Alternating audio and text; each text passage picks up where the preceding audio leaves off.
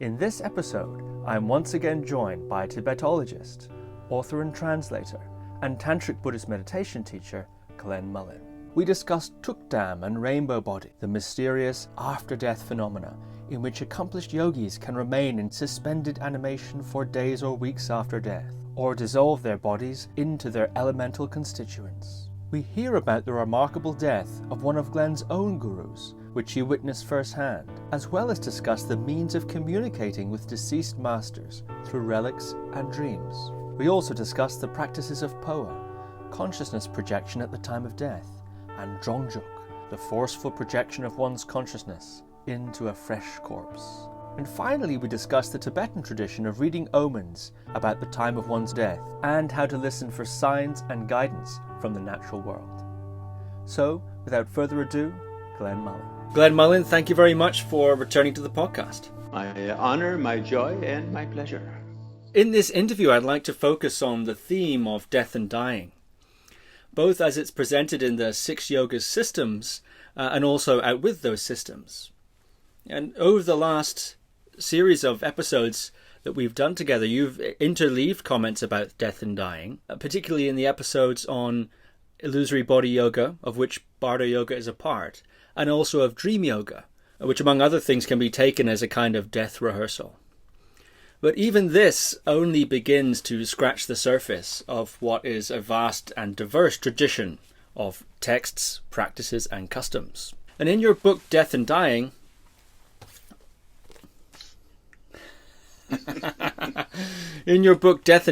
Tibetan Tradition, you write, nothing is considered to be a more powerful teacher of death and impermanence than is the passing of one's own guru. And it's said that when advanced practitioners die, they can enter a state called Tukdam, where the body does not follow the usual post-death process so quickly. And the heart area, for instance, remains warm, the skin elastic, etc. And can you talk a bit about this idea of Tukdam? And also, have you personally witnessed the death of any of your own gurus or other great masters? And if so, what did you observe there? Well, I had the karmic destiny and honor to come to India in 1972, just 12 or 13 years after the great last generation of great Tibetan Lamas escaped from Tibet following the communist invasion. And of course, most of those were in their 60s or 70s, some in their 80s. So almost all of the Lamas I studied with or trained under at that time passed away. And without exception, they all manifested the Tukdam phenomena.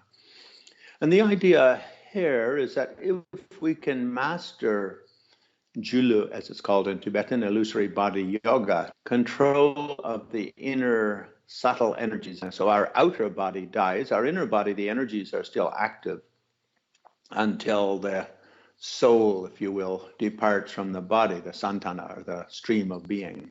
So the body is divided or spoken of in 3 levels. One is this coarse body of flesh and bone. And the other is a subtle body, which is the inner body of psychoneural energies and chemistry and the energies that ride within that chemistry, Bidu in Sanskrit or Tigle in Tibetan.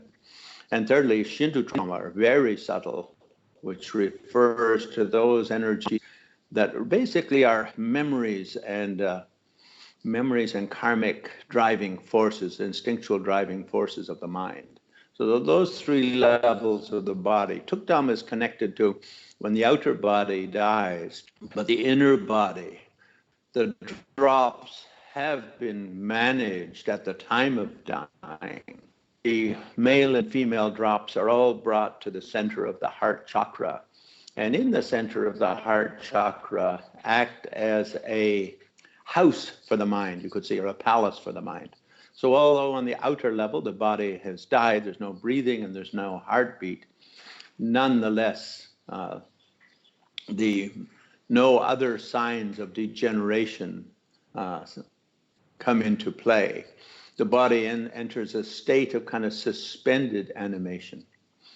In old Tibet, to know when the spirit actually leaves, they would put a gob of butter on the person's center of his chest, just above the center of the chest. And that would stay warm and kind of semi-melted until the spirit left. And then it would crystallize. That's one sign. And the other sign is they keep an eye on the body posture. Most people who do Tukdam die either in the lion posture, as it's known, often called the sleeping Buddha posture in Western art, but in Tibetan it's known as the lion posture of a sleeping lion, or they die sitting up in meditation. The melting of the butter on the heart probably wouldn't work with Western butters, which have all sorts of emulsifiers and whatnot in it, but anyway. So I think all of my teachers who passed away manifested some sort of Tukdam like that. And the idea, they bring 5 winds, as they're called, but referring to the subtle energies of the body. And when these come into the body, then bringing them into the central channel, bringing them up the central channel, and using the force of that energy to raise the fire at the navel chakra, the female chakra. And this rises the central channel, melt the white drop at the crown, and eventually causes it to descend. I'm skipping over quite a few of those stages, just for the point of view of our specific topic here, bringing the white drop to the heart, and bringing the red drop up to the heart chakra, just under it. So forcing these two up with the mind. And this is a practice known in Tibetan as Dorje Depa, which means Vajra recitation. One essentially suspends time of the body clock, if you will. And this is used as a form of very long breath extension. In the late 70s, Herb Benson from Harvard University did some tests on these breath retention guys, and they very easily held their breath 5 and 10 minutes, 15 minutes, like that, as this kind of practice of entering a simulated death state with the body put into a deep state of suspended animation. So during life, we practice like that in the daytime. At the time of going to sleep at night, sort of linking that to the dying process. So again, at the time of death, the white and red drops meet at the heart, and all the energies come into the heart. We stop breathing, the heart stops beating. And for the untrained person, the drops just stay there for a moment, and then we have a flash, the radiant, joyful, clear light of death, and we leave the body. But in dream yoga, we try to hold the drops at the heart and retain that clear light as a practice of dream yoga, linking the dream body to the bardo body, or the after-death body, the dream state to being something like the after-death state. So it's a little bit like, practicing swimming in a little pool in your backyard, and then eventually hopping into the Olympic pool when you get your crack at the Olympics in Japan in 2020. And with the great masters die, very often they sit in meditation doing that Tumo practice and that illusory body clear light practice. And when the drops come to the heart, retain them there for some days, weeks, or sometimes even months. So Kyabji Ling Dorje Chung, for instance, I think it was something like 18 days or 20 days, and Trijun Rinpoche did something the same. The main purpose of this is to sort of inspire students, you could say, and also to give the main students an opportunity to visit and sort of say goodbye in this word guru or lama, often we associate it with some sort of devotional relationship. And I think that's actually a mistranslation from the Tibetan. I notice a lot of Tibetan lamas even say guru devotion, whereas the actual word in Tibetan is lama la tenba, which means sort of leaning on a sort of a senior practitioner, you could say, or a master.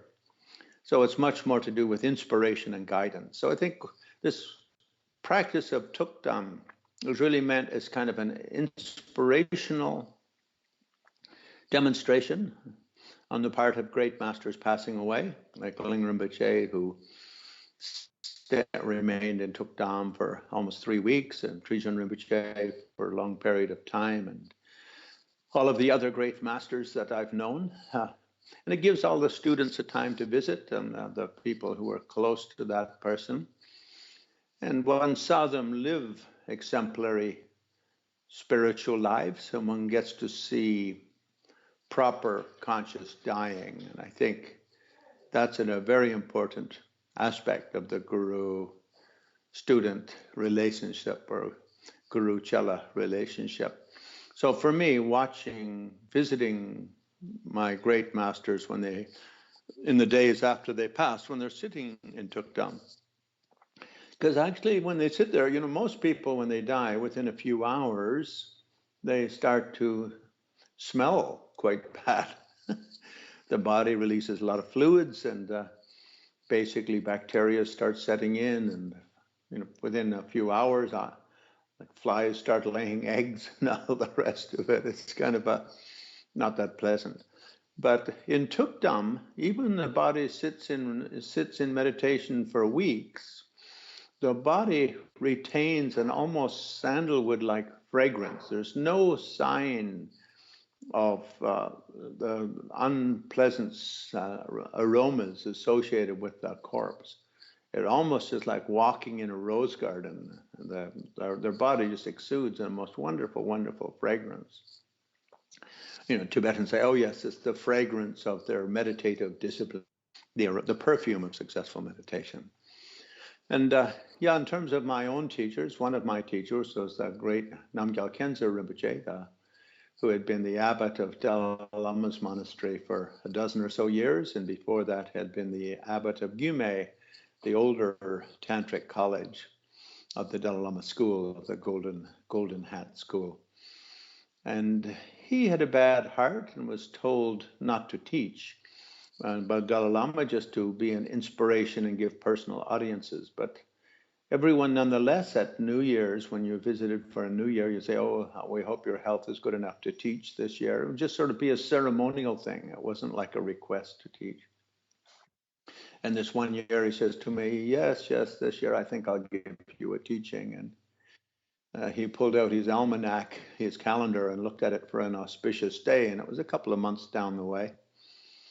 And then he set the date. And then during the 6 weeks or 8 weeks or whatever went by, and at that time, the Dalai Lama, when the teaching started, the Dalai Lama had just started giving a teaching at the request of Gyume Tantric College, and they had come all the monks of Gyume had come all the way from South India. And Namgyel, the Dalai Lama's other monastery, and he'd been the abbot of that for a dozen or so years, were all in town for that, were participants of that teaching. And so then the first teaching started for us. So Dalai Lama is giving his teachings all day, and this Rinpoche, Namgyel Khensur, is giving a teaching to us. And he says, oh, you can bring a dozen or so people. I'll organize a translator, so you won't have to translate. You can just concentrate on the teaching. And about half an hour or so into the teaching, he started touching his chest, and then I noticed that for a few times, and he would talk for, 20, 30 seconds, and the translator would translate. So when the translator was talking, I leaned over and said, Rinpoche, what's going on? Why are you touching your chest? And he says, heart attack, which was kind of a shock for me. And then I said, well, like bad one? He says, yeah, pretty bad.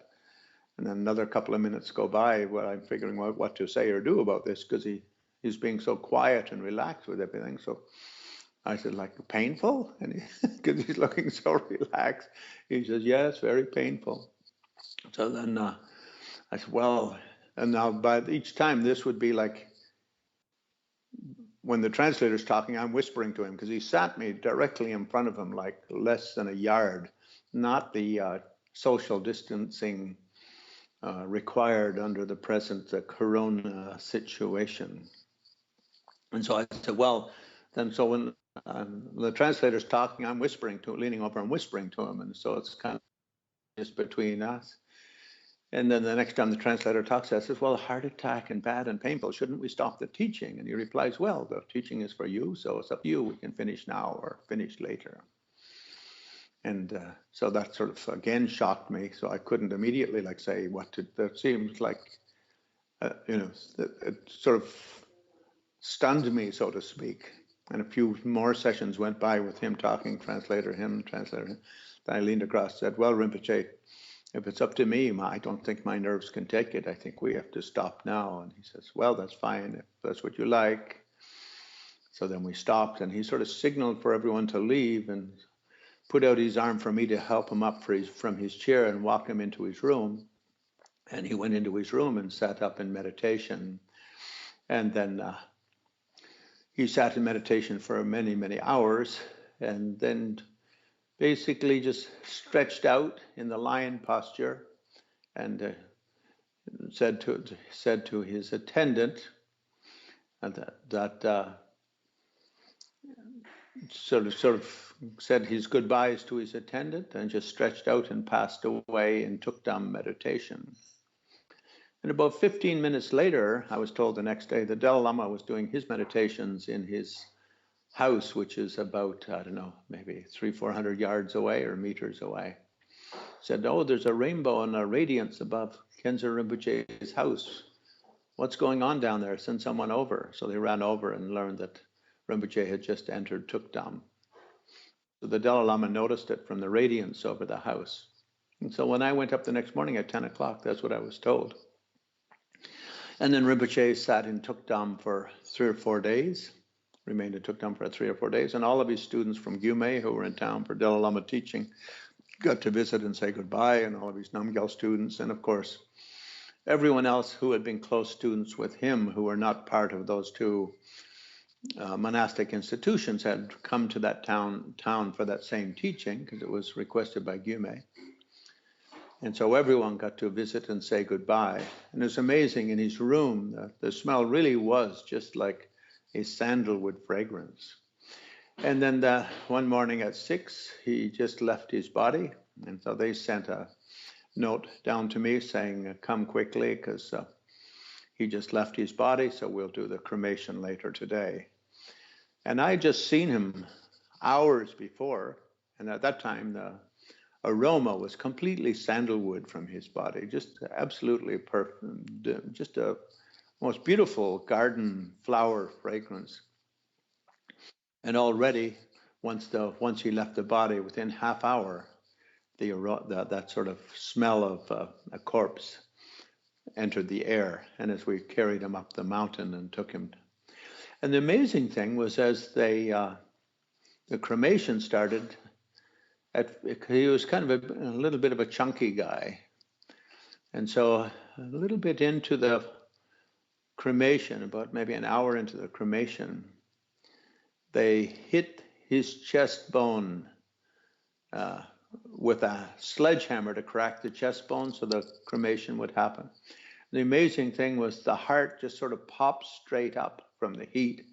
And just stood up like a rose in a flower vase. It was very, very, very amazing, and just beat 3 or 4 times, I presume, from the heat of the fire, and then sort of fell over on the side, and the cremation went on. So it took them like that. You could say is controlled death or conscious death by a great master. Performed as a demonstration to students to how to die consciously, and during our whole life, we should always think of everything we do as being not only our own karmic flow, but we are also role models to everyone in our life, aren't we? You're a role model to your friends, you're a role model to your loved ones, your family, you're a role model to if you have kids, to all your kids, and you're a role model to everyone who ever sees you or hears about you or has any direct contact to you. People learn from each other basically through some kind of role modeling. We learn bad language through others, we learn bad behavior through others, we learn cruelty through others, we learn rudeness through others, we learn mean-spiritedness, we learn greed and jealousy and so on. Not that we don't have these on some kind of deeper instinctual level, but we learn them to be social norms, you could say, through role modeling. So I think there's always that emphasis in the Buddhist tradition to think that everything you do, firstly, you're doing it for your own happiness, your own liberation, your own enlightenment. But through your own happiness, your own liberation, your own enlightenment, you are also broadcasting or advertising to others, advertising goodness, advertising freedom, advertising kindness and love and wisdom and so on and so forth. That these are important qualities. So living an exemplary life, you could say, is important in Dharma, in Buddhism, in the Enlightenment tradition, and dying an exemplary death is our kind of final, it's like the punctuation you put at the end of a sentence. That's remarkable. What impact did witnessing that series of events have on you personally? Well, if we look at the whole death phenomena, for a long time in our Western spiritual tradition, death was used as something to inspire us in our own life, to live a good life and to think of our life as something temporary and manageable. And if we live a good life, that could lead to a good death, and a good death can lead to a good hereafter. That was quite strong in our Western spiritual traditions and in most spiritual traditions around the world. Even say all spiritual traditions around the world, but then someone will say, oh no, there was one somewhere in the New Guinea with the headhunters or something, which wasn't. But it was very important with all. And then with us in the West, maybe 150 years ago, 200 years ago, death became something of a taboo subject, and then death became taken over by the hospitals and nurses, and it basically just became a medical situation, not a spiritual situation. And the whole effort to live as long as you possibly can, regardless of quality of life, and whether or not you could die consciously or die meaningfully or anything, sort of just became lost by the wayside. I mean, for me, I think one of my most beautiful early experiences was the death of my own grandmother when I was, 4 or 5 years old. And I remember going up and visiting her, and the body was kept at home because in the Irish Protestant tradition, we don't like giving our bodies to funeral homes and like that. And we don't like putting formaldehyde and all that sort of stuff in it. So they basically just sort of, perfume up the room a little bit and cut down the smell a bit. But I think it was a very beautiful experience, that kind of intimate connection with my grandmother the day before she was buried. But then we took that away from the home and it started to go to hospitals, and then it's just like a funeral home theater kind of thing. So I think the first person in the West to really address the traumatic and disastrous effects of this sterilization of death was Elizabeth Kubler-Ross in the late 60s, early 70s, started doing a lot of research and study on the human side of the death and dying phenomena, and started doing studies of psychological states involved and how it affects the person and how it affects people around the person and all of that. And her work really brought into focus the importance of the visibility of death as a natural phenomena, as opposed to Hollywood glamorization of, Jack the Ripper, sort of endless killing in war movies and gunfight movies and all that sort of stuff. Sort of the naturalness of life and death as an integrated whole. And that sort of brought me back to Socrates and his apologies with Plato, talking about life and death, the other side of life is death, the side of death is life, and so on. So Elizabeth Kubler-Ross really brought this back as kind of one of the humanities studies. And graciously, that book you showed, which Mind, Death and Dying, the Tibetan Tradition, published in England by originally by to be published by Rutledge and Keegan Paul, but they were bought out by Penguin Viking, so brought out and in the end published by Viking Penguin under their Arcana series. And when it came out in America as Living in the Face of Death, they brought a forward to it from Elizabeth Kubler-Ross, who had studied the Tibetan tradition through Tibetan Book of the Dead and other kinds of works like that, looking at international attitudes towards a healthy kind of living with death, you could say. And so she was really the first one to break the taboo. And in it she says something like, previously sex was the big taboo from the Victorian times, and now death is like the last taboo. And when she started doing her studies, it really was like that. And it's still like that to some extent. People really do try and keep old age and death as far away from them as they can, because it's not really attractive to our consumer society. You know, companies, the advertising target group is like 8 to 38. That's the people who spend the most money, parents on their kids from 7 or 8, and they have their own pocket money to spend. And then young adults who basically just see their first 10 years of their income as something to have fun after getting out of college. So there's that kind of emphasis on the celebration of that period of our life commercially and consumer-wise. And so death and dying is only interesting to the capitalist side of society, if you will, as a kind of marketing of drugs for old people with old folks' diseases, and comfortable old folks' homes and retirement pensions and all of this kind of stuff. So basically, as Kubler-Ross points out, the whole thing was just taken out of the home and put in a kind of a clinical situation and became a taboo subject in any other way than advertising for a retirement pension. Even then, it's not directly connected to do with your death or your dying. It's really just to do with how to be sure you can like go sailing and, you know, take tours to foreign countries when you after your retirement. Pretend you're young when you're very old, something like that.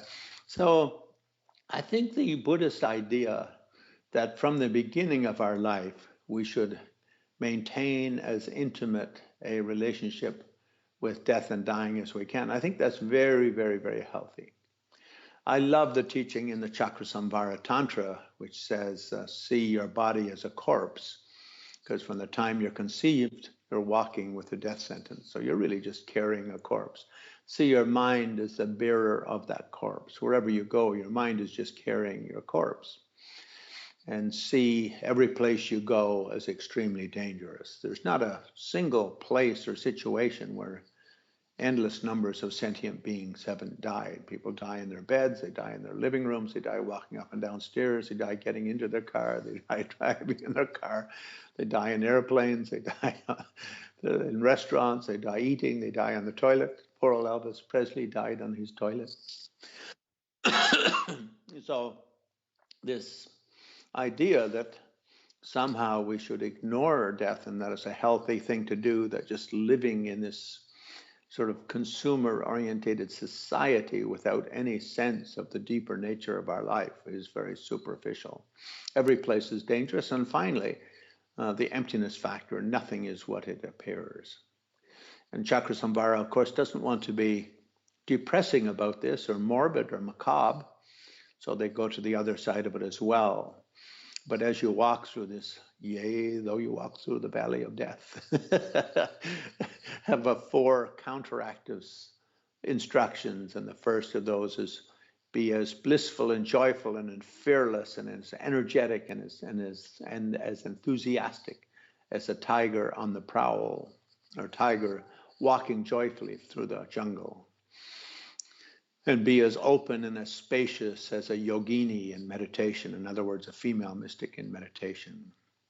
And like a dancing cobra to the dance of music, dance between the beyond appearance nature or emptiness nature, the infinity of being, and the actual presence of the moment. And finally, be like a dancing daka or dakini, an angel or angelette, celebrating everything that comes into your life. So at the one hand, there's this blissful, joyful, celebrating aspect, but on the other side, we have to keep the other eye on the fact that we are just carrying a corpse, and that corpse is borrowed. It's like the Seven Dalai Lama puts in a poem, your body is like a boat borrowed to cross the ocean of being, the ocean of becoming. So this world, this word sipa in Tibetan, often translated as worldly existence, or what actually, but it actually just means becoming. And we become until we are, you could say something like that.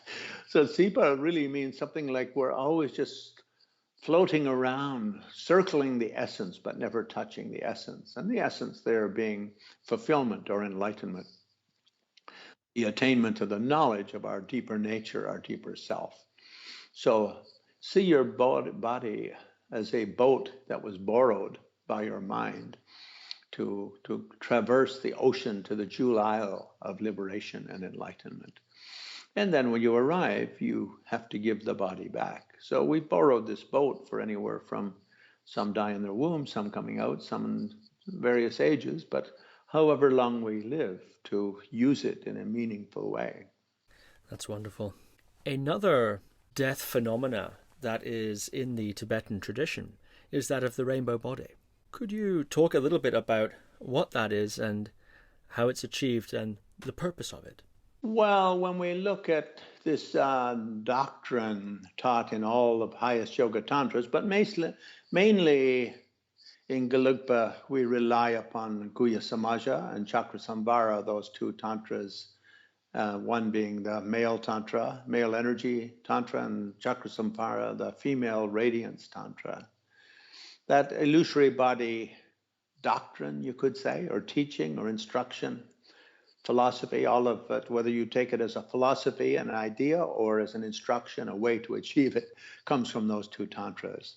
And it's got to do with this nature of this having three levels of body, coarse, subtle, and most subtle. In other words, in tantra, based on gyulo, or illusory body, that all physical phenomena is just energy. So, modernists like to link it to E equals MC squared. Mass equals energy. Mass times the square of the speed of light equals energy. Everything is just energy. And the energy binds in various ways to make matter or mass. And so the idea there is that on the coarse level, our body takes up and drops off various forms, and on the subtle level, our energies within this body, chemistry based on the drops and the chemistry and the energies generated by those chemicals. And on the subtle level of the soul, the 5 radiances, as they're called, the 5 subtle radiances, which propel the soul or support the soul. So from lifetime to lifetime, it's these 5 which takes consciousness from the time of death through the bardo into the next life and so on. So in a sense, you could say these 5 radiances of the soul are the deeper nature of all physical matter. And that the rainbow body is linking, relating to our physicality by bypassing or going beyond or penetrating through, I guess would be a better way, penetrating through the ordinary or the coarse body and the subtle body, and directly penetrating to the most subtle body. And the idea is there, when we do that, all of the grasp, the grasping or retention of the physicality to its ordinary appearance or ordinary manner as coarse, subtle, and most subtle, evaporate. That process basically breaks down, and we're able to deal with that energy purely on its most subtle level, the 5 radiances of the soul. So it's the 5 radiances of the soul that become bound and manifest as the 5 radiances of the subtle body, and it's the 5 radiances of the subtle body that manifest as the coarse body. So it's a little bit like a holographic image of a holographic image of a holographic image. On the most subtle level, it's pure energy. And as you become more coarse and then most coarse, that energy becomes, you could say, sort of coagulated. So it's almost a little bit like solid melting to liquid, melting to gaseous. I think something along those lines you could say would work as a metaphor. In some accounts of yogis who pursue the rainbow body practices, they're sometimes said that their physical bodies will shrink or crumple into a very, very tiny little body, or perhaps even completely disintegrating with only fingernails and some hair remaining. What would dictate whether a yogi would die in that way or in the way of Tukdam, which doesn't have that same disintegrating quality? But usually monks are supposed to die using Tukdam, not rainbow body, because they should leave a physical body of relics, a relic body, so that their physical body is left. And then when it's ritualistically cremated, I mean, when they cremate it, as usually in our school, Dalai Lama school, they cremate it in conjunction with using the initiation ceremony or self-initiation ceremony of Chakrasamvara. And so then the body leaves all kinds of ringsel, they're called in Tibetan, they're tsari in the Far East. So holy relics, and these relics have all kinds of magical powers. And these can be distributed amongst students, disciples, put inside stupas and temples and statues. And they continue the energy of that master. And they act, you could say, as a direct telephone line or a black hole in space through which one can pass to directly communicate with those great masters who have passed. So, for instance, one of my teachers in Nepal who passed, when they cremated, they took his relics from his fire, and some of them were shaped like little red jewels. They're often shaped like little red crystal jewels. And because they're crystalline, they reproduce. They put them in little glass cabinets, and big ones produce little ones, almost like making babies, you could say. And then these are distributed amongst disciples of that master. And sometimes you'll get one in a little stupa or in a statue of his favorite practice, or your connected practice with him, and you'll put that on your altar. And it sort of acts as a telephone line, you could say, to that master. So that then if you need some inspiration, you can basically sit in front of your altar and meditate, or stretch out in front of your temple room and with your head towards the altar and do dream yoga and have a direct communique with that being. So often with monks, it's more common to do Tukdam, and this is considered more auspicious because it leaves a greater quantity of ringsel, and it also allows students to have a very auspicious goodbye. But sometimes, for whatever reason, the masters will decide to do the rainbow body manifestation. But if you can do Tukdam, you can do rainbow body manifestation. And Yamataka Tantra, it says that when you master the Vajra recitation of holding the energies at the heart, and you bring all of the energies out of the body, so it means from every cell you withdraw the life-sustaining energy, flow it through the heart into the clear light, bathe, give it a wash or a scrub in clear light mind, and then flow it back into the individual cells. And doing that repetitively, gradually, the cells lose their materia, their concrete quality of their materiality, and become rainbow-like. So once that is mastered, that person essentially has attained the rainbow body. Then when they die, if they choose to go in that way, it's their choice, or if they choose to leave sari or leave ringsel for their students, that's their choice. So usually masters who don't have many students do rainbow body. There's not much to leave, so you leave a little bit of hair and nails. But if you've got a lot of students, you should do Tukdam and leave thousands of these little crystals, each of which can self-procreate.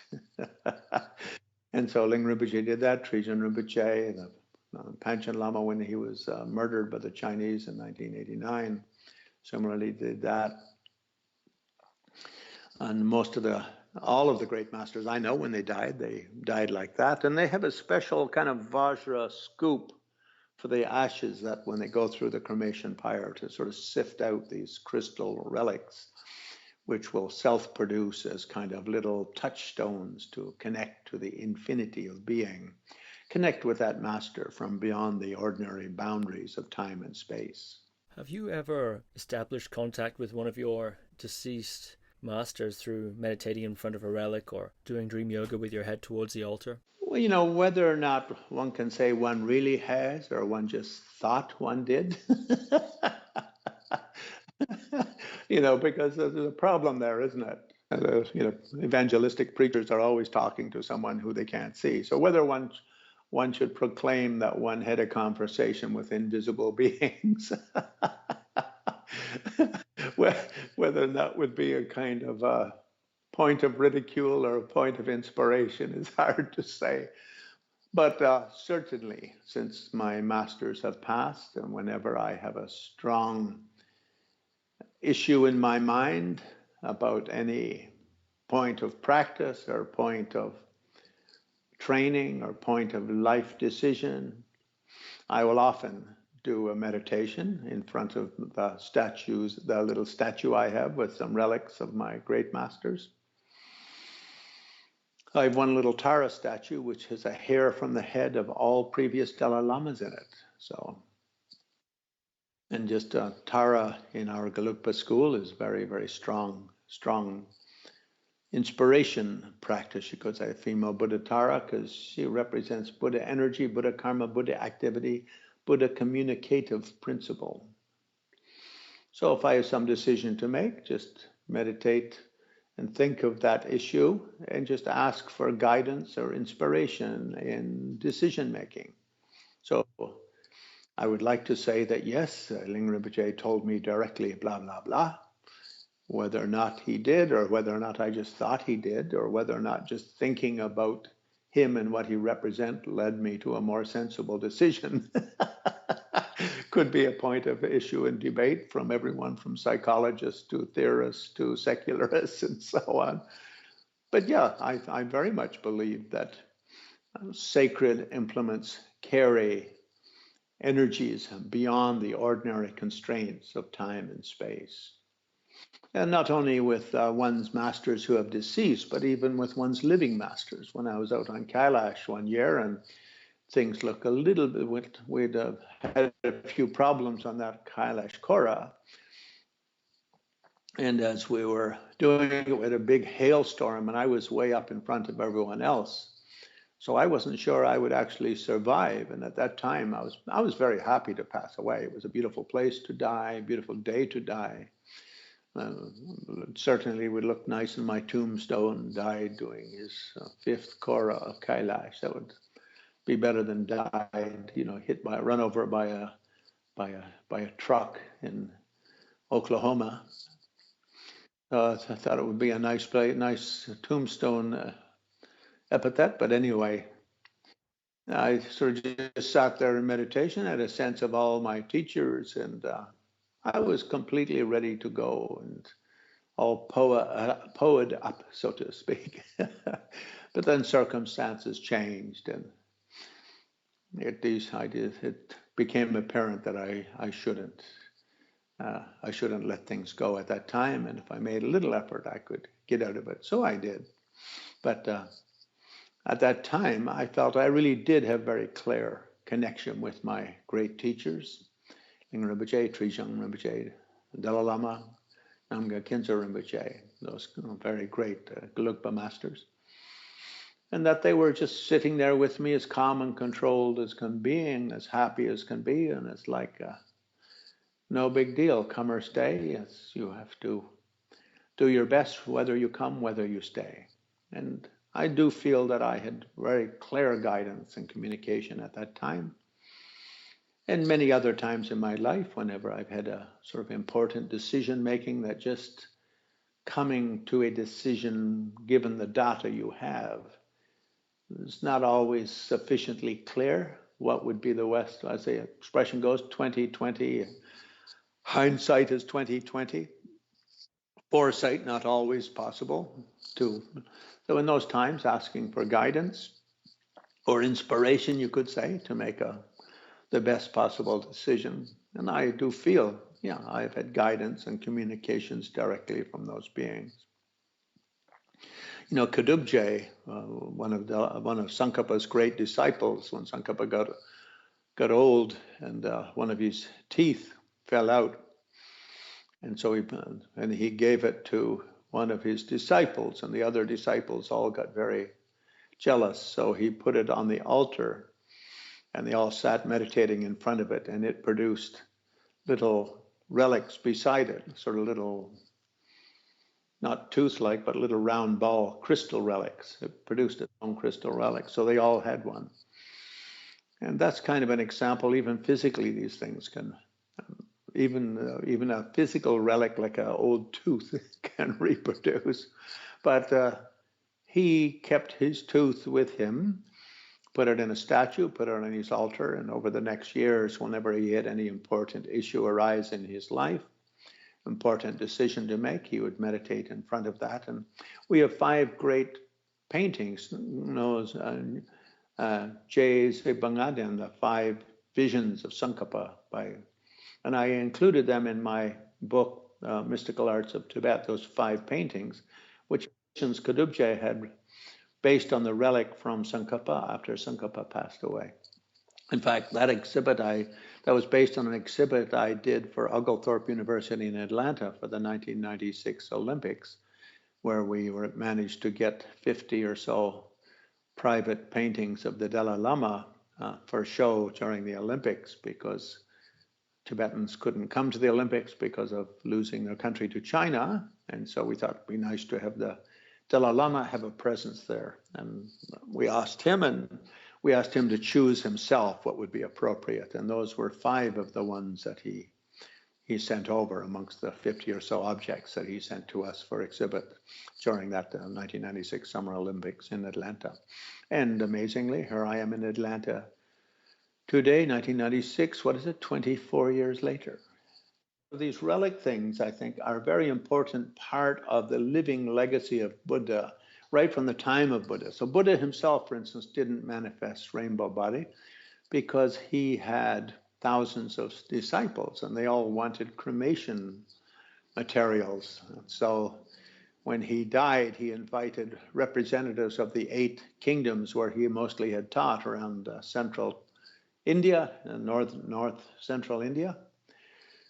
And all 8 kings sent peoples to his passing. And at the end of his cremation, they divided his relics into 8 pouches, and these were taken back to those 8 kingdoms. And the Buddhist tradition of 8 stupas comes from that first period at the time of Buddha's passing. And before Buddha, of course, the stupa as a kind of sacred burial mound of saints was always there. And they would put the relics, the cremation remains of those great masters, divide them in parts and put some inside the main stupa, which you could say is a sacred burial mound for them directly. And people can go and circumambulate that or meditate there, do prostrations or whatever, and get inspiration and visions. And then part of those relics would be distributed amongst main disciples to carry that person's legacy in various directions. As you know, there's in China, that tradition became very, very strong in early Buddhism. So some said that when Bodhidharma got very old, he wanted to return to India, but nobody would let him go because they wanted to keep him there for his relics. And some stories even say they went so far as to assassinate him so he couldn't leave.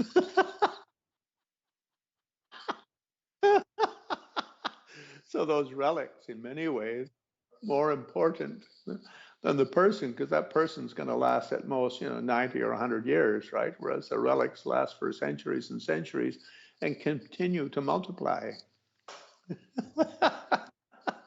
That's the danger of devotion. You assassinate your own guru for his relics.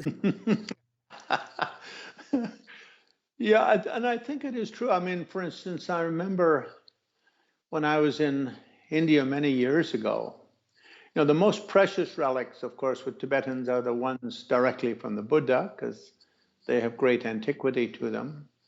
But I remember a British friend of mine was very near to death, and no medicines were helping, and she visited Trijang Rinpoche, and he did a bunch of divinations, and he said, well, I do have one ringsel from Buddha himself, and that's the only thing that'll cure you.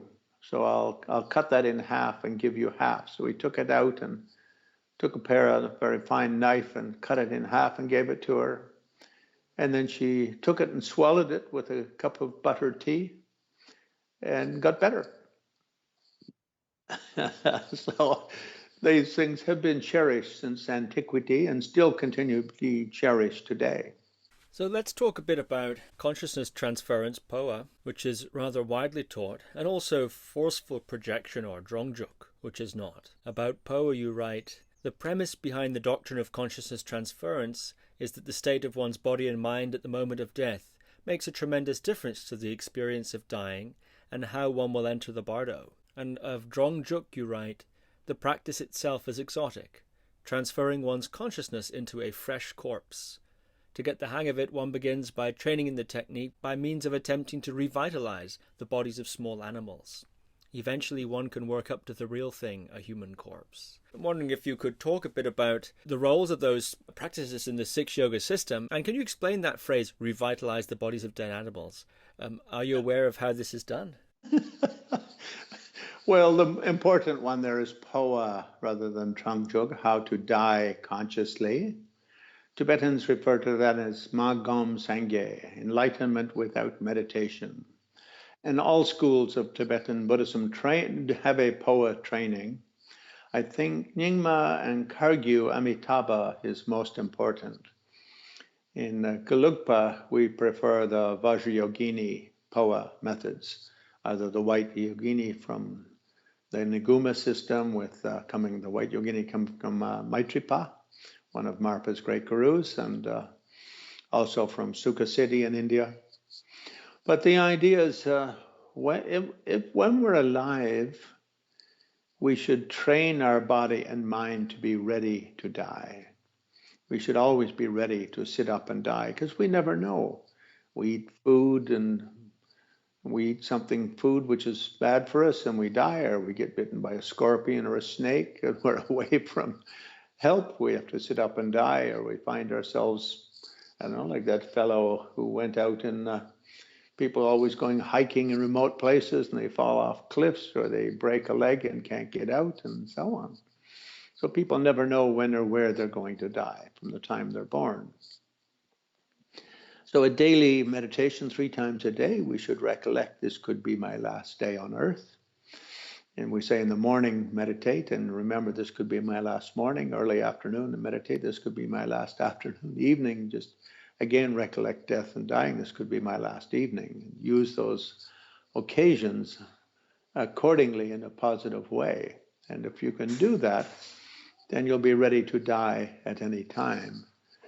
And the way I think of the Phowa here being an extension of highest yoga tantra, the way we practice it in Gelugpa. That Khargyu Nyingma way tends to be a little bit more a Kriya Tantra practice, sort of based a little bit more on devotion, if you will. We visualize Amitabha and so on in the death canal. But in Gelugpa, there's more of a reliance upon Tummo practice and the yogic system of controlling energies at the time of death. And then using that way of centralizing the energies as a way of kind of preparing the death canal or death passage from the navel to the crown of the head, so that at the time of death we're very easily to centralize the energies in the central channel and then raise consciousness directly from there to leave the body via the crown aperture, the Brahma aperture as it's called, the top of the crown. and to project directly from there into the infinity of space and into the mode of transmigration or transition. So this kind of training is usually done when we're young, in 20s or 30s is kind of latest that is recommended. Some people do even earlier in their teens, because lots of people die in their teens and in their 20s and their 30s and their 40s. And it's said don't leave it too late, because then if you haven't mastered those yogas when you're reasonably young, mastering them when you're older is more difficult. So, if you suddenly hear, I've got brain cancer and 3 months to live, and you're 80 years old, it may not be possible to master those yogas so well. So the earlier the better to do Phowa, to train in Phowa. So that statement is made there. As for Trungjug, there's a sort of a legendary practice that in ancient times, someone could die of an exhaustion of their own life karma, but there's no specific life cause of their death. In other words, they just died of exhaustion of life karma. And maybe you could say some sort of just a heart attack or malfunction of the electric system of the body, so that the heart stopped or whatever. And if someone is very old at that time, I think sitting in, when people would meditate in charnel grounds in India, it was very common within a day of the person seeming to die, the body would be stretched out in a charnel ground. And so if one was 80 or 90-year-old Mahasiddha meditating in that charnel ground, still more I could do in this life rather than transition out and get a new body, getting one in his teens or 20s, which has still some work left in it, some life left in it. And if it has not degenerated in any way, then projecting consciousness out of the body into that and reviving it. And so that's what Trungjug means, a kind of forceful projection. Now, it's told in Marpa, when he demonstrated this in Tibet, first there was a pigeon who had died in front of his house. So as they were sitting there, this pigeon just sort of plopped down dead. And he said, oh, I can demonstrate in that pigeon. So he projected his consciousness out of the body into the pigeon and flew around. So those kind of stories are told. Now, as for historical accounts, I may have told you before in one of the interviews we've done, but in Korea, it's very often said that when Bodhidharma came to China, to West China, which is really Eastern Tibet at that time, he was a young monk, and his guru had told him, don't leave, don't go east for another 9 years, stay here to finish your training. But he was young and impetuous and wanted, it was rumored that in China, every monk from India was treated like a visiting saint or mystic. And all the kings basically saw you as great treasures and aristocrats, and everyone sort of heaped honor and respect on you. So he thought, oh, I'd like some of that. So he didn't follow his guru's advice and went to China 9 years early. And as he crossed down into West China on the border of East Tibet, he passed a Taoist mountain. And when he was camped there for the evening, local people said to him, oh, we have real problems with spirits on this mountain. You Indian monks, you're supposed to be really good with spirit control. So couldn't you help out? So Bodhidharma said, yeah, no problem. And so the next morning he went into deep meditation, projected himself out of his body, and entered the spirit world to work with the spirits and control the spirit problem. And then suddenly he had a kind of an anxious feeling like, oops. And he went back to look at his body. And two Taoist monks old monks had been walking down the mountain and saw that young, handsome Indian body there. And one of them was like this 80-year-old, sort of haggard old Taoist monk. So he thought, oh, yes, I could use that body. I've got some more work left to do in this life. So he lay down beside it, projected his spirit out of it, entered Bodhidharma's body and revived Bodhidharma. So then Bodhidharma came back, said, hey, that's my body. Come back. And the Taoist monk said, sorry, I only know how to go one way. I don't know how to go the other way. I've only ever learned the one way to go.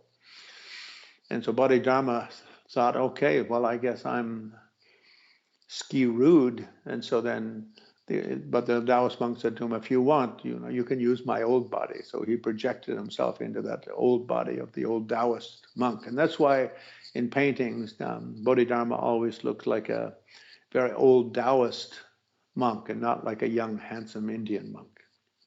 And that story is told in all the Zen monasteries of Korea.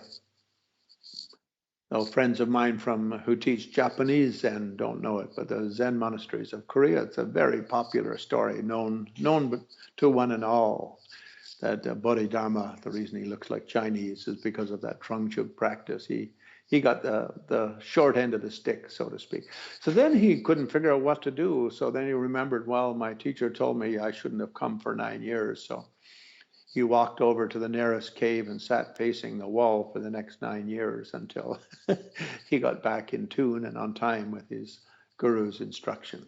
So that's why he sat facing a wall for 9 years. Is Drong also dependent upon the Tumo power? Yeah, there's no way to do Trungchug without energy control. But as you know, in Taoism, they have a very similar practice with their Qi and Qigong and those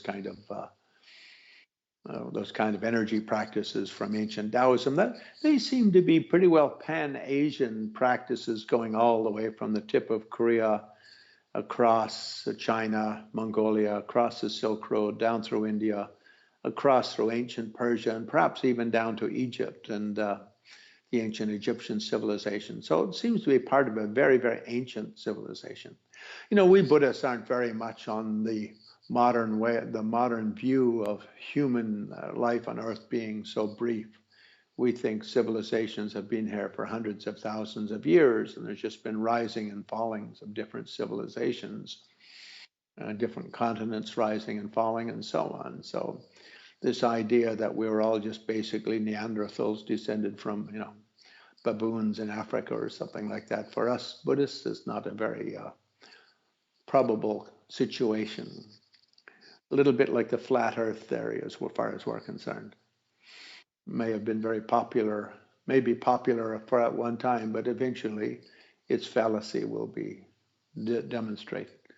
As a Lama, I know that you are sometimes asked to perform practices and rituals on behalf of a dying or recently deceased person. Can you say about how you approach such a situation and what sort of operations you're called upon to perform? Usually Phowa, when it's done by a Lama for someone, and usually the closer the connection you have with that person, the better it is. As in Tibetan Book of the Dead, Karma Lingpa clearly states that if the two peoples both have initiation from the same guru at the same time, that karmic connection will make that person's Phowa for you much more effective. But even if you don't have that, if you at least have the same initiation from the same master, that will help. If not, just being somehow connected helps. So in terms of my own self, whenever I've been asked, it's always been with people who considered me as their sort of spiritual instructor or their Lama, their guru, their teacher, whatever one wants to call it.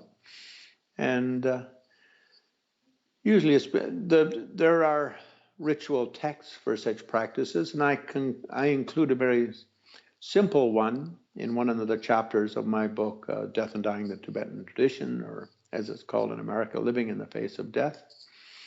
And that's got the way of doing Yamantaka by reliance upon Yamantaka, destroyer of death, the highest yoga tantra practice. Otherwise, and that includes Amitabha as Phowa for the other person.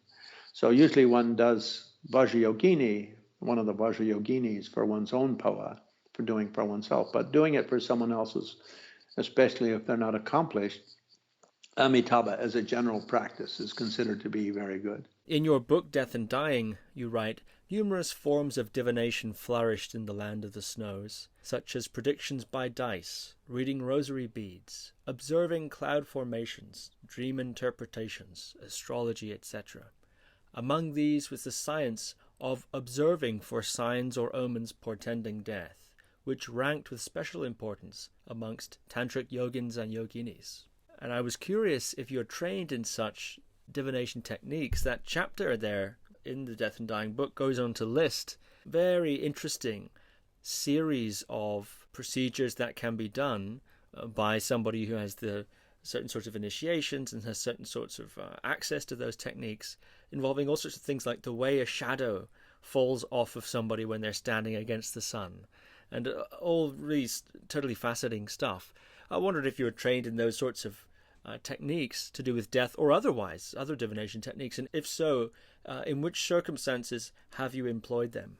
Most tantric practitioners, at least once a year, will do a special dream yoga practice to check for the auspiciousness or inauspiciousness of that upcoming year and for signs of threat, danger, and so on. So that text you're referring to, which I included in that my book, Living in the Face of Death, the Tibetan Tradition, is from Karma Lingpa, and it's sort of a supplement to the Tibetan Book of the Dead. I recently translated that for a movie that I worked on back in the late 70s, early 1980s, Tibetan Buddhist Trilogy, a series of 3 movies. So it was recently translated for that. So that's associated with Tibetan Book of the Dead. I personally prefer the little text written by the first Dalai Lama on that subject. And so I haven't published that yet. He does that in his commentary to the Milarepa longevity yogas. And so this is a lineage of Ambitayas healing yoga from Kriya Tantra combined with Hayagriva from highest yoga tantra, 8 generation stage and 8 completion stage practices. In other words, 8 mandala mantra practices and 8 tumo kind of practices for healing and longevity. And as a preliminary to that, or a prelude to that text, he writes a little book on observing for the signs of death in various ways. So I mostly rely upon his text. And I like Milarepa a lot, that lineage coming from Milarepa. And I like the Dalai Lama lineage a lot, so it goes from Milarepa down to, comes into Tibet with Rinpoche, he gives it to Milarepa. Milarepa gives it to Kambopa, comes down to Tsongkhapa and the early Dalai Lamas. So it's a very simple text to practice, and if you, based on what signs you get, you check them for their certainty, and then you check them for the viability of changing or remedying that danger. In Buddhism, we think of death not just as a random experience, but really it's a combination of factors, the perfect storm in your life, a dilapidation of your karmic energies, and life exhaustion of your karmic energies, you could say, and a kind of a dilapidation of your creative energies, and then the termination of your life force energies. And those 3 have to come together at one time for you to die.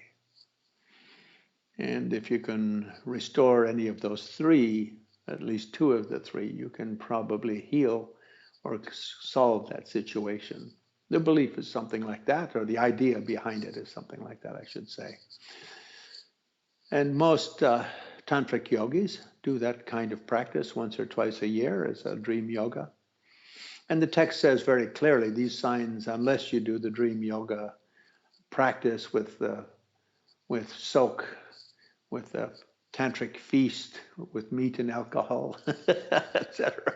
Unless you do in that tantric way, then the dreams are just dreams. So don't take them nervous. Don't be nervous if you just happen to get these dreams randomly. They don't mean anything the same thing. They only mean that if you do the yoga, the ritual, and the tantric sog, or the tantric feast, in a very special way to invoke those kind of meaningful pointers. So yeah, I think most tantric practitioners rely upon that for fulfillment of their life's work and their life's destiny. And in that commentary, the Dalai Lama says, so if you do those healing or longevity yogas, then you've managed to, then you do your dream yoga practice again. And if the dreams change, then it indicates fine. If they haven't changed, that meant probably you can't heal it. So you should just focus a little bit more on Phowa and how to die consciously. Have you ever had a situation like that where that dream yoga practice revealed some inauspicious, potentially deadly conditions in the year ahead, and you took some sort of action to remedy that or to mitigate that? Well, as I said earlier, we should think of our body as already dead and our mind as the barrier of the corpse carrying the litter on which the corpse is being carried to the cremation pyre or to the charnel ground or the burial ground. But certainly if I get negative signs, then I will take them seriously and do some practice accordingly. Otherwise, why bother doing the practice to look for the signs? If you're going to get the signs, someone tells you there's a police stop around the corner where they're screening everyone for license and registration, and you happen to have forgotten your license and registration at home, you'd be silly just to cruise around the corner without going home and picking up the proper papers. So if you're not going to do what the signs indicate, and don't look for this, don't make the effort of looking for signs. It's like using the Waze app, which tells you where police speed chases are, speed checks are hiding. If you're going to use it and you notice that there's a policeman 1 mile down the road, you should slow down to the speed limit. By way of, I suppose, putting a little flesh on the bone of that topic, can you recall an example of a sign that you saw and then an action you took that remedied that? Is that something you're able to recount? I mean, it's very... And the signs are very specific in the dream yogas and in the other kind of reading clouds and reading autumn, reading leaves and trees and stuff like that. I think in general, all of nature is always talking to us. We think of our body as the present moment, but our present moment is really born from all of the past, and all of the future comes out of the present moment. So we're really, the vision of totality sees something. The term is used in some tantric traditions of Dushipa, the fourth time zone. In the fourth time zone, past, present, and future are all in the present moment. So if we look in the present moment, we can see everything in the past. And when we look in the present moment, we'll have a sense of things unfolding in the future.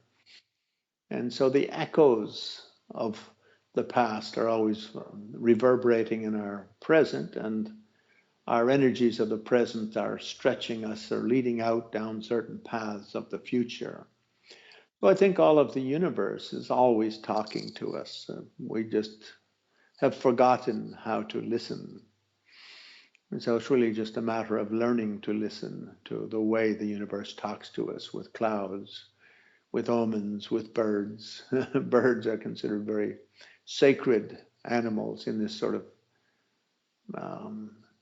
deeper time zone messaging, if you will.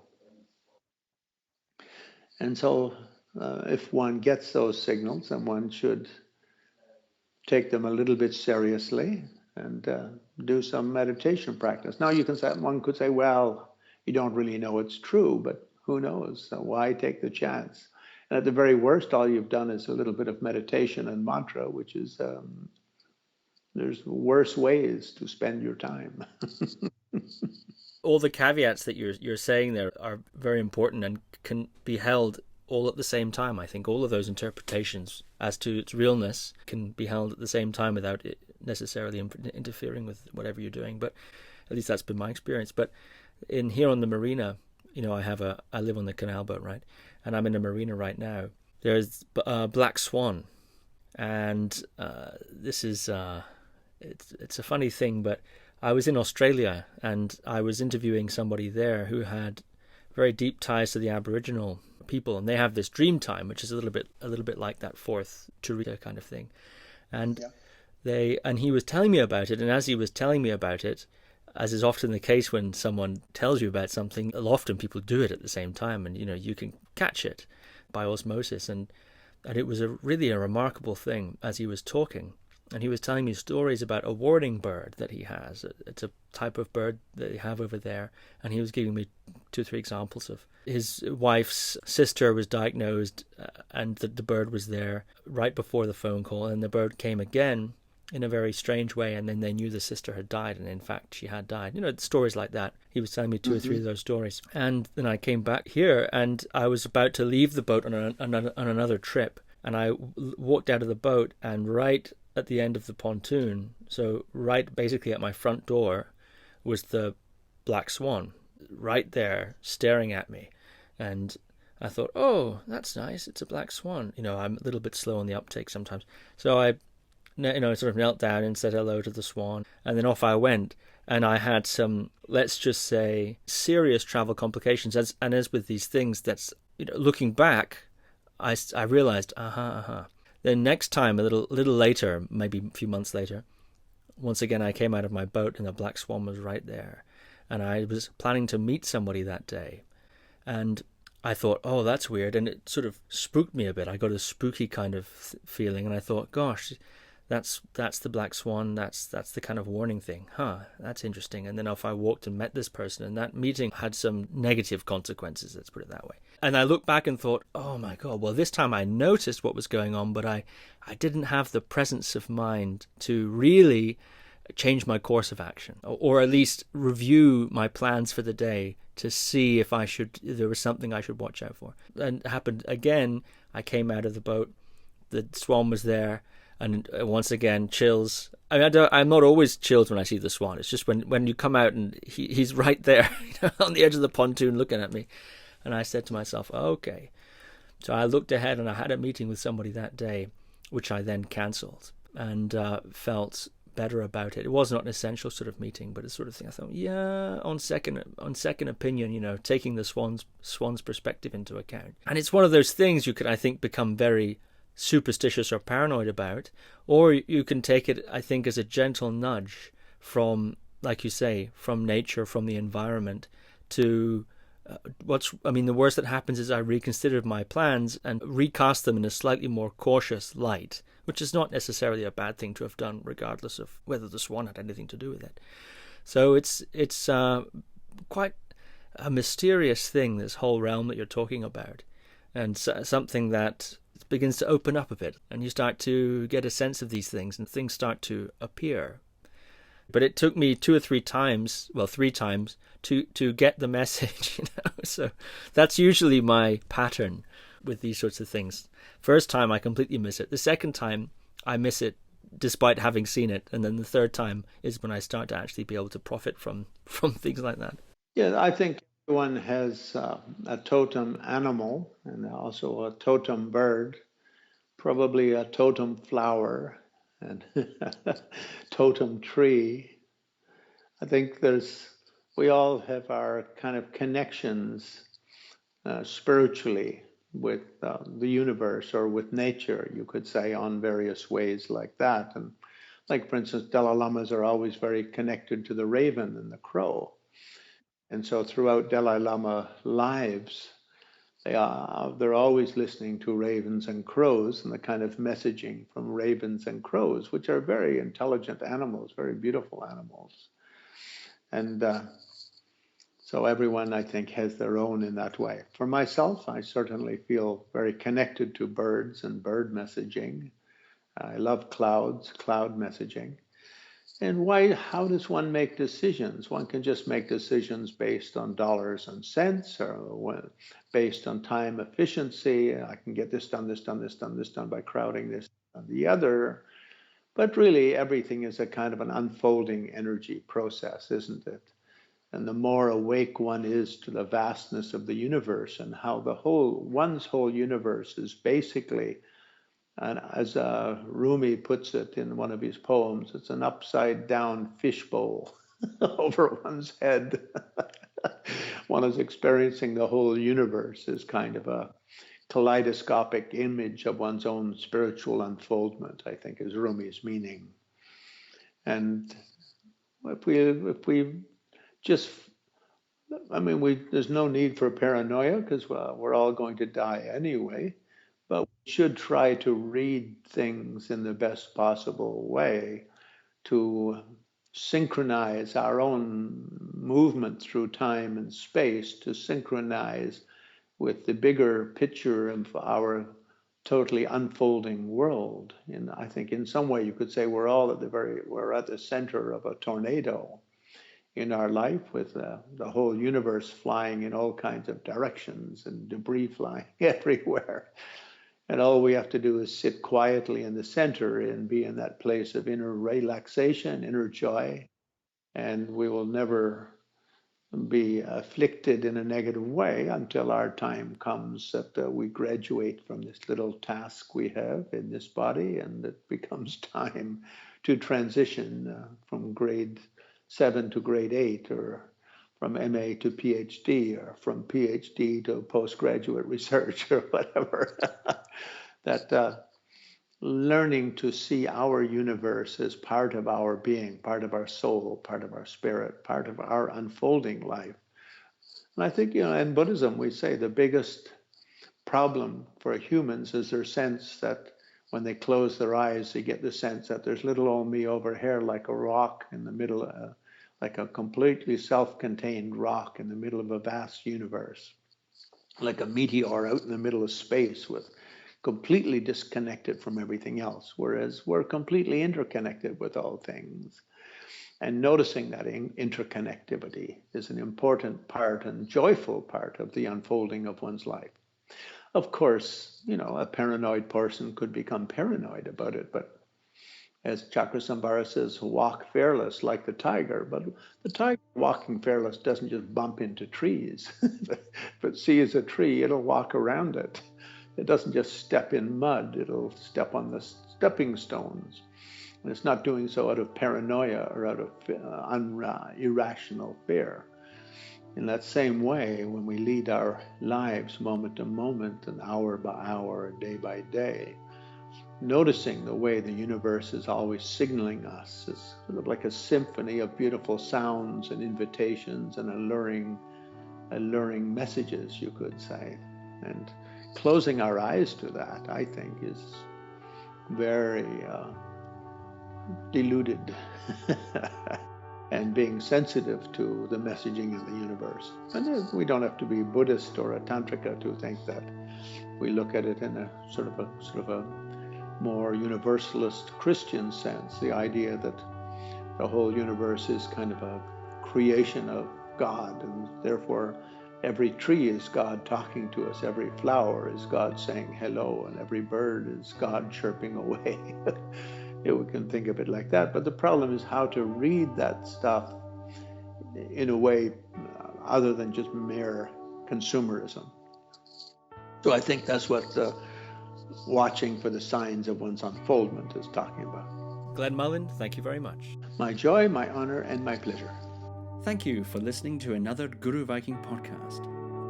For more interviews like these, as well as articles, videos, and guided meditations, visit www.guruviking.com.